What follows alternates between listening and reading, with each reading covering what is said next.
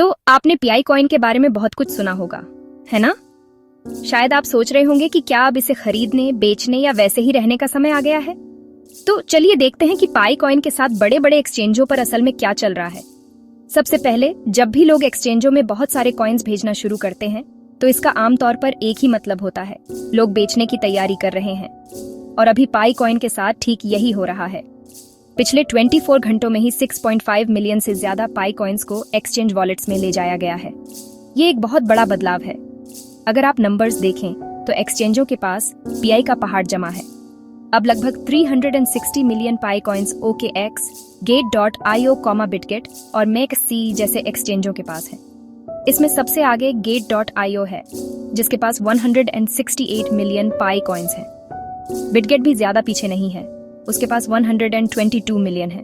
और OKX और MEXC के पास भी अच्छी खासी मात्रा में कॉइन्स हैं। जो चीज वाकई दिलचस्प है वह है कॉइन्स का अंदर बाहर आना जाना।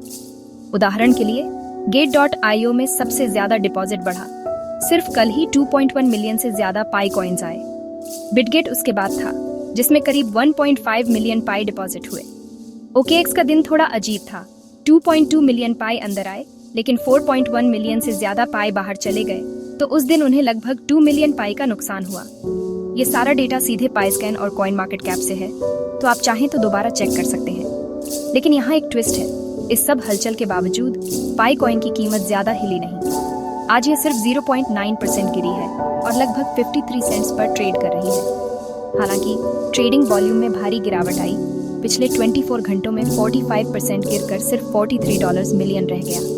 तो इतनी सारी हलचल के बावजूद मार्केट प्राइस फिलहाल स्थिर है।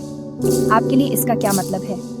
आमतौर पर जब इतने सारे कॉइन्स एक्सचेंजों में ट्रांसफर होते हैं तो बेचने का दबाव बढ़ जाता है, और अगर लोग बड़ी संख्या में बेचना शुरू कर दें तो कीमतें गिर सकती हैं। लेकिन कभी कभी ये सिर्फ होल्डर्स की सुरक्षा के लिए कॉइन्स को इधर उधर करना होता है, या आने वाली घोषणाओं की तैयारी होती है। अभी डेटा बताता है कि पाई कॉइन होल्डर्स किसी चीज की तैयारी कर रहे हैं। शायद एक बड़ी बिकवाली, शायद सिर्फ एसेट्स को शिफ्ट करना।